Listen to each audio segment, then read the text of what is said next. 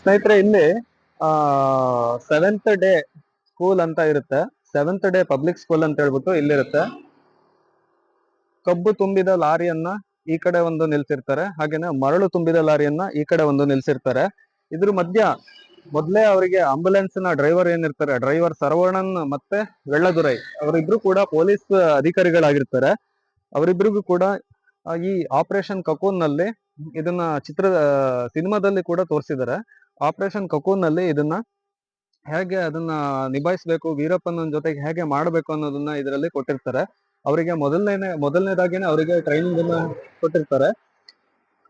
Operation ಕಕೂನ್ಗೆ ಒಳಪಟ್ಟಂತಹ SKS hospital Salem ಅಂತ ಏನಿರುತ್ತೆ, ಆ ಸೇಲಂ ಹಾಸ್ಪಿಟಲ್ ಅಲ್ಲಿ ಮೊದಲನೇದಾಗಿನೇ ಅವರು ವೀರಪ್ಪನ್ ಮತ್ತು ಅವನ ತಂಡದವರನ್ನ, ವೀರಪ್ಪನ್ ಒಟ್ಟಿಗೆ 3 ಜನನ್ನ, ಒಟ್ಟು 4 ಜನನ್ನ, ವೀರಪ್ಪನು, ಸೇತುಕುಳಿ ಗೋವಿಂದ, ಸೇತುಮಣಿ ಹಾಗೂ ಚಂದ್ರೇಗೌಡ, ಈ 4 ಜನರನ್ನ ಆ ಒಂದು ಆಪರೇಷನ್ ಕಕೂನ್ ಅಂತ ಏನು ಹೇಳುವ ಒಂದು SKS ಹಾಸ್ಪಿಟಲ್ ಅಂತ ಸೇಲಂ ಅಂತ ಏನ್ ಬರ್ತಿರ್ತಾರಲ್ಲ, ಆ ಒಂದು ವ್ಯಾನ್ ನಲ್ಲಿ ಕೂರಿಸ್ಕೊಂಡು ಬರ್ತಾ ಇರ್ತಾರೆ. ಆ ಕಡೆಯಿಂದ ಪಾಪರ್ಪಟ್ಟಿ ಕಡೆಯಿಂದ ಬರ್ತಾ ಇರ್ತಾರೆ.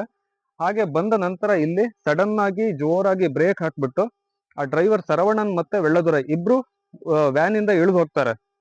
ವ್ಯಾನ್ ಇಂದ ಇಳಿದ ನಂತರ ಈ ಭಾಗದಲ್ಲಿ 7th ಡೇ ಪಬ್ಲಿಕ್ ಸ್ಕೂಲ್ ಏನಿರುತ್ತೆ, ಆ ಪಬ್ಲಿಕ್ ಸ್ಕೂಲಿನ ಮೇಲ್ಭಾಗದಲ್ಲಿ ನಮ್ಮ STF ಸಿಬ್ಬಂದಿಗಳಾದ ವಿಜಯ್ ಕುಮಾರ್ ಮತ್ತು ತಂಡದವರು ಅಲ್ಲಿಂದ ನೇರವಾಗಿ ಈ ಕಕೂನಿನ ವೀರಪ್ಪನ್ ಇರುವಂತಹ ವ್ಯಾನಿಗೆ 20 ನಿಮಿಷಗಳ ಕಾಲ ಸತತವಾಗಿ ಫೈರ್ ಅನ್ನ ಮಾಡ್ತಾರೆ.